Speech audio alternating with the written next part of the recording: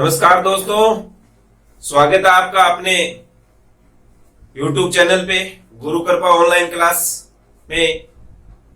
आप कैसे हो? आशा करते हैं आप जहां भी हो सुरक्षित होंगे, कुशल होंगे। कैसे समय आपका सरल बने, आपकी क्लासें आपको सरल बने, इसलिए आपके लिए ही ये प्रयास किया जा रहा है। तो शायद आपको हमारी ये क्लासें अच्छी लगेगी। यदि अच्छी लग रही है तो आप अपने सुझाव के माध्यम से बता सकते हैं। आपको जैसा कि अवगत है, अपना टॉपिक चल रहा था प्रकाश के कई पार्ट्स हमने कर लिए हैं। आज उसी क्रम को आगे बढ़ाते हुए आइस स्ट्रक्चर यानी आंख की संरचना टॉपिक आपके लिए लेके आए हैं। देखिए, आंख का डायग्राम स्पष्ट रूप से आपको दिखाई दे रहा है। यह नेत्र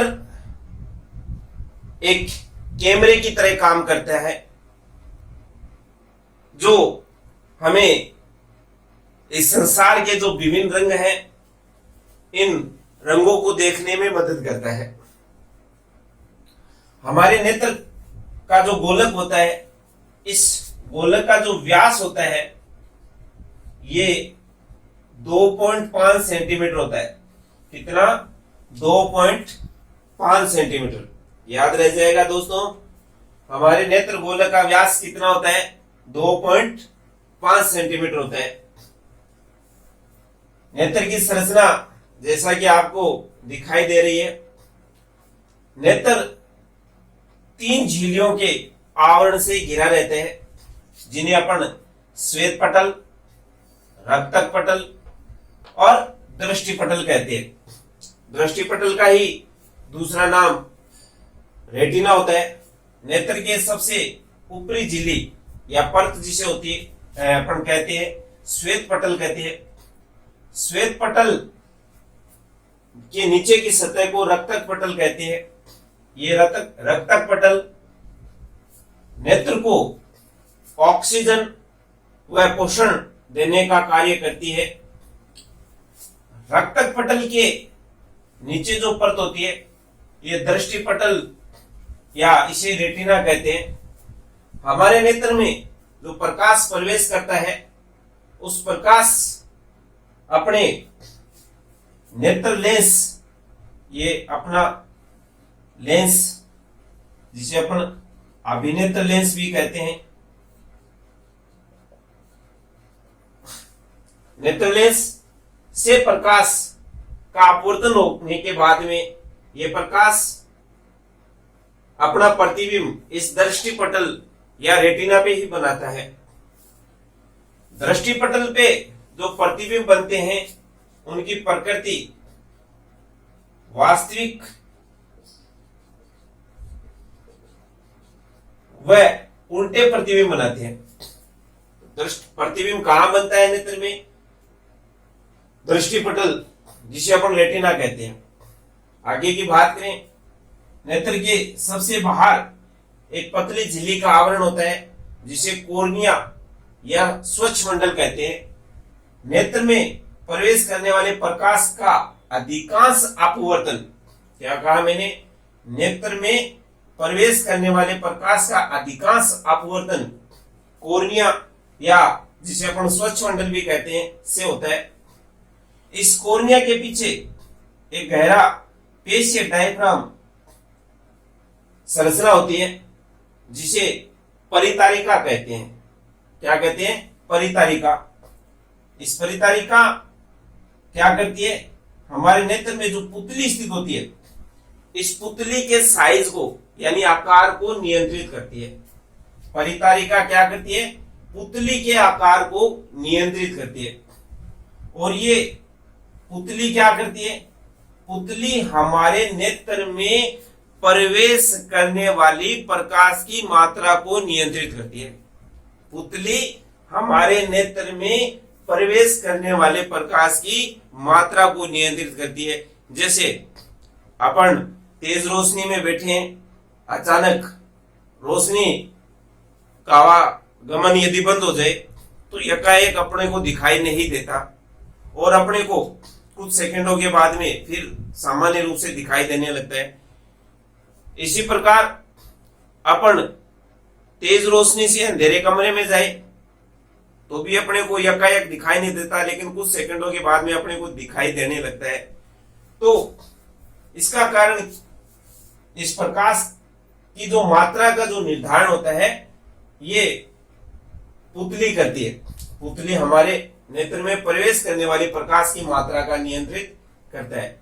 और ये जो लेंस होता है अभिनेत्र लेंस, ये अभिनेत्र लेंस क्या करता है, विभिन्न दूरी पर रखी गई वस्तुओं की फोकस दूरी को समायोजित करने का कार्य करता है। एडजस्ट, विभिन्न दूरियों पे रखी गई वस्तुओं की फोकस दूरी को समायोजित यानी एडजस्ट करने का काम करता है। नेत्र में प्रवेश करने वाले प्रकाश का जो अपवर्तन होने के बाद में इसका जो प्रतिबिंब बनता है, ये प्रतिबिंब रेटिना पे बनता है। कहां बनता है? रेटिना पे। और रेटिना पर बनने वाले प्रतिबिंब वास्तविक एवं उल्टे बनते हैं। अब हम कहते हैं कि प्रतिबिंब रेटिना पे बनता है, तो देखिए मित्रों, जब प्रकाश जैसे ही रेटिना पे गिरता है तो रेटिना पर प्रकाश सुग्राही कोशिकाएं होती है।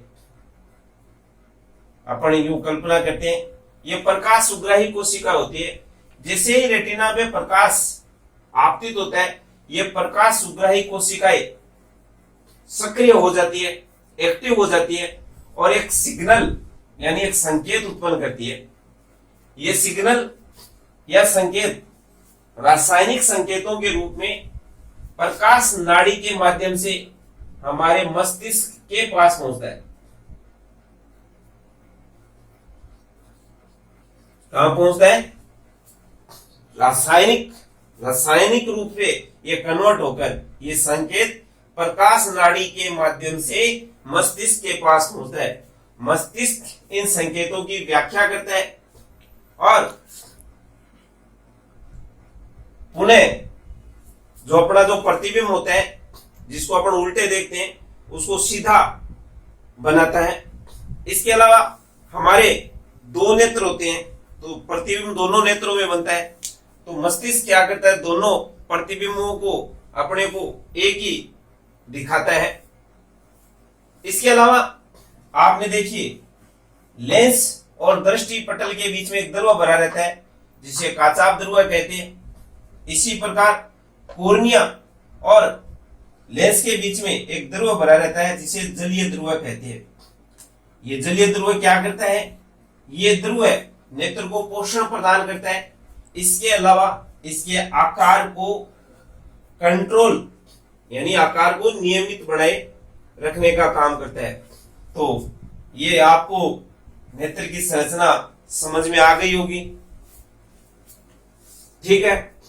इसके अलावा इस नेत्र में अपवर्तन से संबंधित 3 प्रकार के दोष अपने सिलेबस में अपवर्तन से संबंधित हाथाई नेत्र दोष कई प्रकार के अपने सिलेबस में है, लेकिन मैंने क्या कहा, अपवर्तन से संबंधित 3 प्रकार के दृष्टि दोष हैं। ये 3 दृष्टि दोष कौन से हैं? नंबर बात करते हैं। नंबर 1 निकट दृष्टि दोष,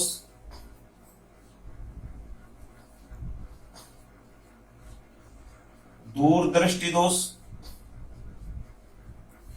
और नंबर 3 है जरा दृष्टि दोष। ये 3 दोष अपने नेत्र से संबंधित है, नेत्र में पाए जाते हैं, लेकिन किससे संबंधित? अपवर्तन से संबंधित है।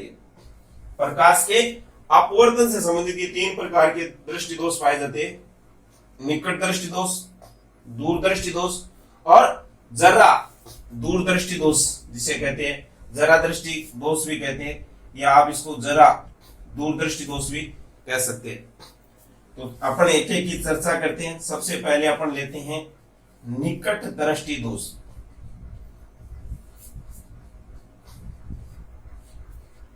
क्या होता है यह निकट दृष्टि दोष? निकट दृष्टि दोष ऐसा दोष है जिसमें व्यक्ति को निकट की वस्तुएं साफ दिखाई देती है। निकट दृष्टि दोष में निकट की वस्तुएं साफ दिखाई देती है, परंतु दूर की वस्तुएं साफ दिखाई नहीं देती है। ऐसे दृष्टि दोष को निकट दृष्टि दोष कहती है। आपको मैं इसके किरणों के माध्यम से आपको बताने का प्रयास करता हूं, शायद आपको सरल तरीके से और समझ में आ जाए। ये नेत्र की संरचना बनाई हमने। ये देखिए,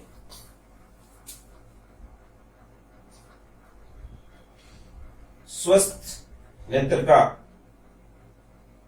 अपन एक किरण आरेख बनाते हैं।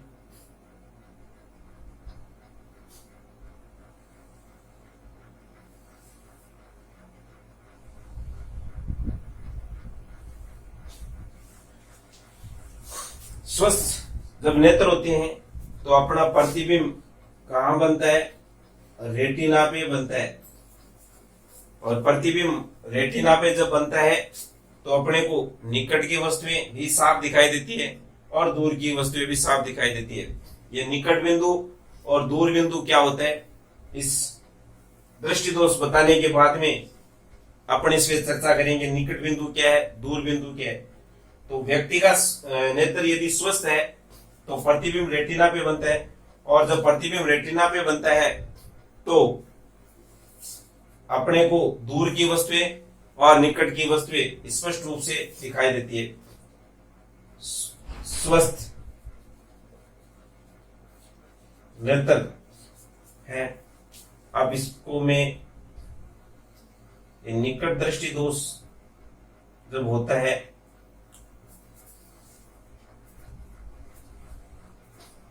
तो क्या निकट दृष्टि दोष में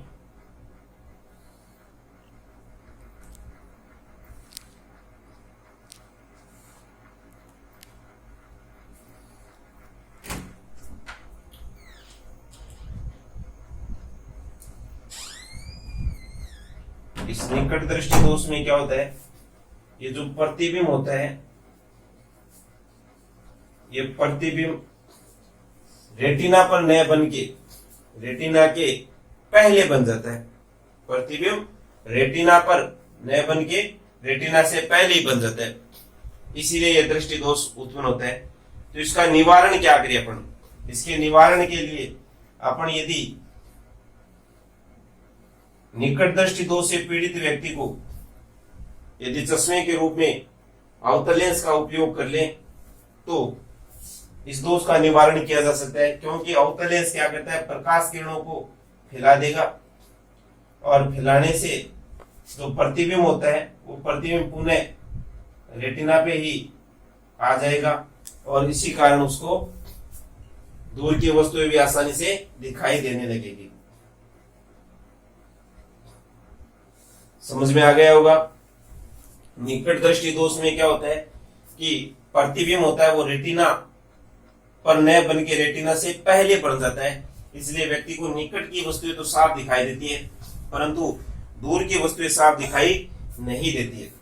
इसका कारण भी आपको पता लग गया होगा। अपन इसके कारण की बात करें तो इसके कारण अपन यहां से देखें तो इसमें क्या होता है, एक तो फोकस दूरी कट जाती है। क्या? फोकस दूरी कट जाती है। दूसरी बात, जो प्रतिबिंब होता है वो रेटिना पर न बन के रेटिना से पहले बनता है। तो ये निकट दृष्टि दोष के दो कारण भी आपको यदि एग्जाम में पूछ लिया जाए तो आप बता सकते हो। अब अपन करते हैं दूर दृष्टि दोष। चलो मैं इस दोष को आपको किरण आरेख से ही बता देता हूं।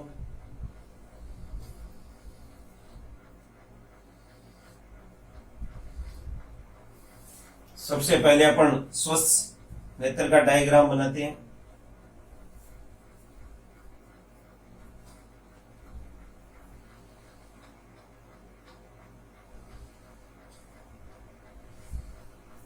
यदि हमारे नेत्र स्वस्थ है तो अपना प्रतिबिंब कहां बनेगा? रेटिना पे बनेगा। लेकिन यदि दृष्टि दोष हो जाए, उस स्थिति की बात करते हैं अपन।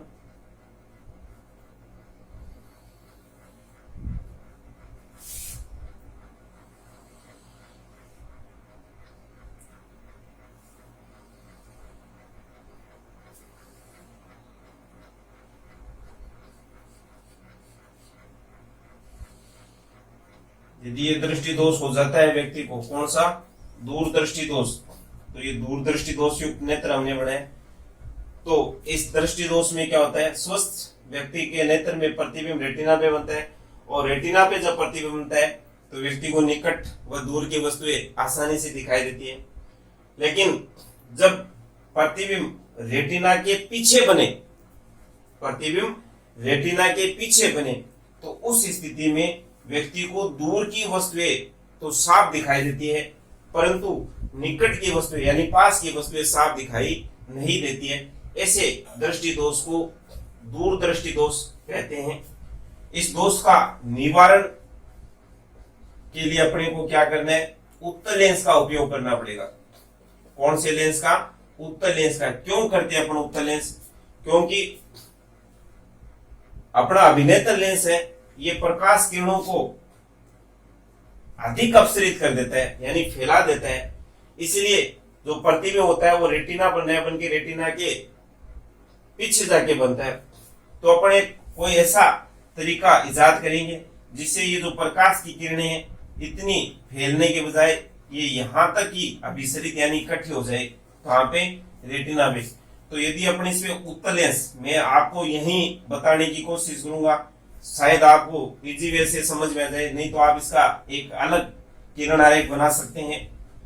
मैंने इस दृष्टि दोष से पीड़ित नेत्र पे बाहर उत्तल लेंस लगा दिया। अब जैसे ही मैंने उत्तल लेंस लगाया, देखिए इसी में समझने की कोशिश कीजिए, तो ये क्या करेगा? प्रकाश किरणों को पहले अभिसरित कर देगा। ये प्रकाश की किरण यहां अभिसरित हो गई, समझ में आ गया होगा। फिर ये पुनः ये इसको अभिसरित करके और अपना प्रतिबिंब कहां ले आएगा? रेटिना पर प्रतिबिंब ले आएगा। तो दूरदृष्टि दोष का उपचार के लिए अपन कौन से लेंस का उपयोग करेंगे? उत्तल लेंस। आपको इसके कारण भी पूछ सकते हैं, दूरदृष्टि दोष की कारण क्या है? तो आप तो एक कारण यह बता सकते हो कि इस दृष्टि दोष में फोकस दूरी बढ़ जाती है। नंबर 2, जो प्रतिबिंब होता है वो रेटिना के पीछे बनता है। तो दो प्रकार के दृष्टि दोष हमने अध्ययन किए हैं। आशा कर रहे हैं कि आपको बहुत ही सरल तरीके से समझ में आ रहे होंगे। अब इसके बाद में एक है जर्रा दूरदृष्टिता या जर्रा दृष्टि दोष। ये जर्रा दृष्टि दोष क्या होता है? वह दृष्टि दोष जिसमें व्यक्ति को न तो पास की वस्तुएं साफ दिखाई देती है और न ही दूर की वस्तुएं साफ दिखाई देती है। ऐसे दोष को जर्रा दृष्टि दोष कहते हैं, जिसमें ना तो निकट की वस्तुएं साफ दिखाई देती है और न ही दूर की वस्तुएं साफ दिखाई देती है। ऐसे दृष्टि दोष को जर्रा दृष्टि दोष कहते हैं। इस दोष का निवारण के लिए अपने को द्विफोक्सी लेंस का उपयोग करना पड़ेगा। द्विफोक्सी लेंस कौन सा होता है? वह लेंस जिसमें दोनों लेंस लगे होते हैं, उत्तल और अवतल, अवतल लेंस और उत्तल लेंस,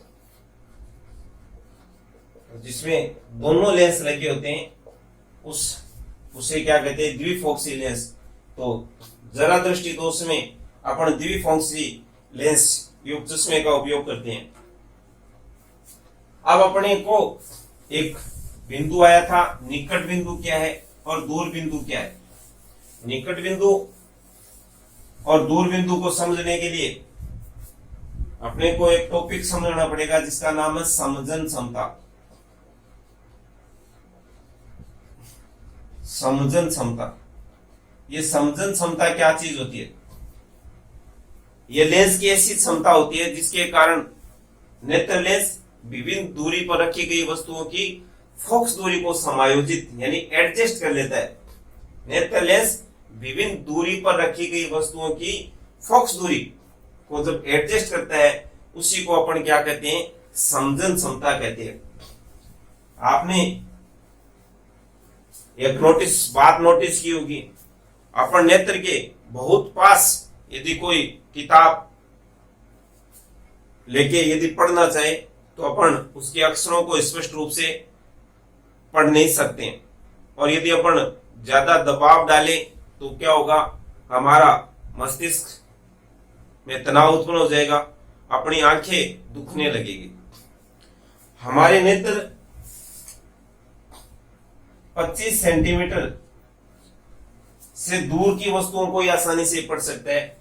इसे ही निकट बिंदु कहते हैं। नेत्र का निकट बिंदु अर्थात अपन कह सकते हैं हमारे नेत्र से वह न्यूनतम दूरी या वह कम से कम दूरी जिस पर रखी वस्तु स्पष्ट रूप से दिखाई देती है बिना किसी तनाव के, यानी हमारे मस्तिष्क में भी कोई तनाव न बने, हमारी आंखों में भी कोई खिंचाव न बने, तो बिना किसी तनाव के स्पष्ट रूप से दिखाई देती है, उसे ही नेत्र का निकट बिंदु कहते हैं। और नेत्र के निकट बिंदु का मान होता है 25 सेंटीमीटर, अर्थात हमारे नेत्र से वह न्यूनतम दूरी या कम से कम दूरी जिस पर रखी वस्तु बिना किसी तनाव के स्पष्ट रूप से दिखाई देती है उसे नेत्र का निकट बिंदु कहते हैं। दूर बिंदु, अपन खुले आसमान में खुले स्थान पे दूर दूर तक अपनी निगाहें फैलाइए मित्रों, आपको प्रत्येक वस्तु स्पष्ट रूप से दिखाई देती है, आप उस दूरी का अनुमान नहीं कर सकते, तो वह दूरी जिस पर रखी वस्तु बिना किसी तनाव के स्पष्ट दिखाई देती है, अधिकतम दूरी जिस पर रखी वस्तु बिना किसी तनाव के स्पष्ट दिखाई देती है उसे नेत्र का दूर बिंदु कहते हैं। क्या कहते हैं? दूर बिंदु। और इसका मान होता है अनंत, यानी हमारे नेत्र यदि स्वस्थ है तो अनंत दूरी पर रखी गई वस्तुओं को आसानी से बिना किसी तनाव के देख सकते हैं, उसे क्या कहते हैं? दूर बिंदु। अब आप यहां से एक इसे कनेक्टेड पर्सन भी कर सकते हैं। हमारे नेत्र की रेंज कितनी है, यानी दृष्टिपरास। दृष्टिपरास क्या होता है? नेत्र तक देखने की क्षमता। तो इसका मान कितना कर सकते हो आप? इसका रेंज होती है 25 सेंटीमीटर से अनंत तक। ठीक है, ये अपने बीच में, क्योंकि अपने दृष्टि दोष पढ़े हैं इसलिए अपने को समजन क्षमता, निकट बिंदु और दूर बिंदु का भी ज्ञान होना चाहिए।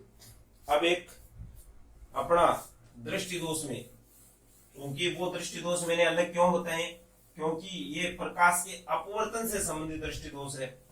इसके बाद में एक दृष्टि दोष है जिसका नाम है मोतियाबिंद।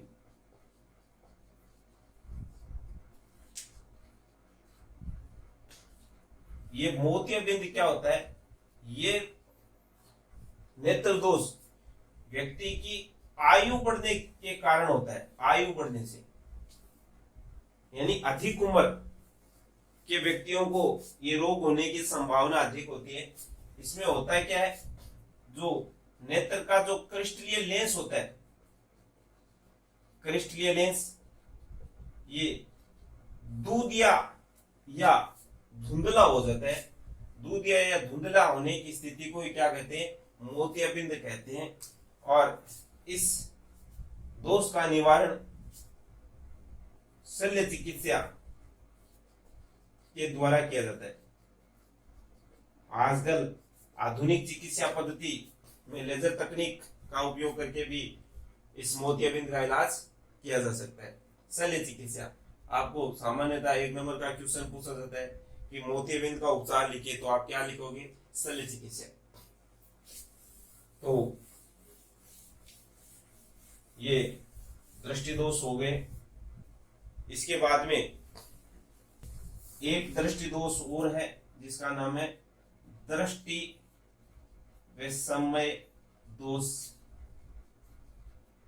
या अबिंदुता। ये दृष्टि दोष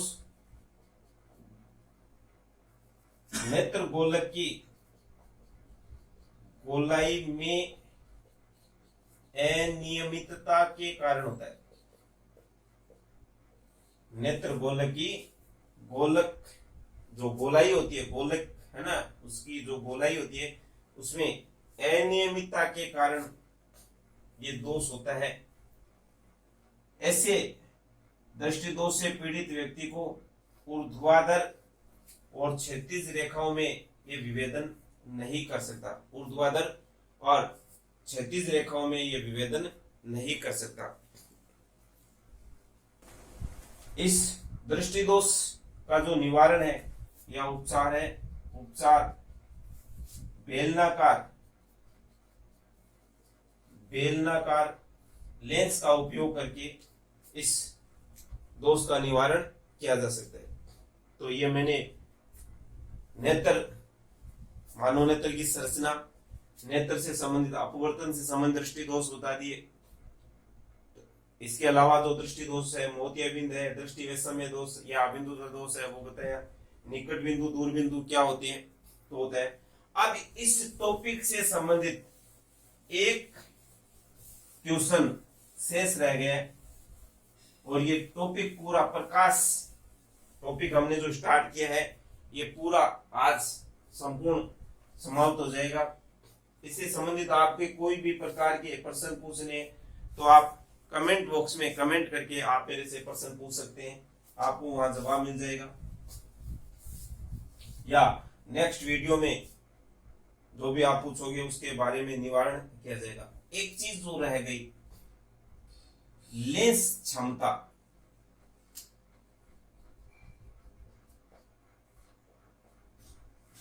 लेंस क्षमता क्या होते हैं?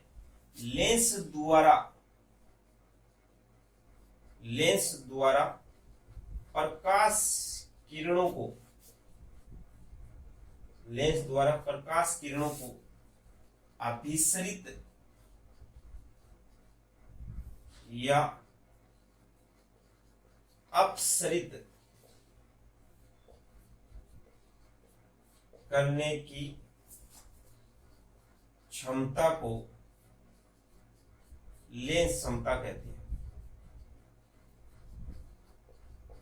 लेंस, क्योंकि हमने पढ़े हैं लेंस दो प्रकार के होते हैं, उत्तल लेंस और अवतल लेंस। उत्तल लेंस प्रकाश किरणों को अभिसरित करता है और अवतल लेंस प्रकाश किरणों को अपसरित करता है।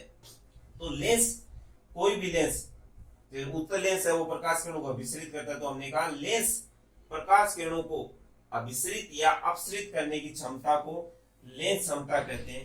यदि लेंस क्षमता को यदि अपन P से दर्शाएं तो इसका फार्मूला होता है P बराबर 1/F। F यहाँ F से विपराय अपना है फोकस दूरी, तो अपन कह सकते हैं फोकस दूरी का जो व्युत्क्रम होता है, फोकस दूरी के व्युत्क्रम को भी लेंस क्षमता कहते हैं। लेंस क्षमता का जो मात्रक होता है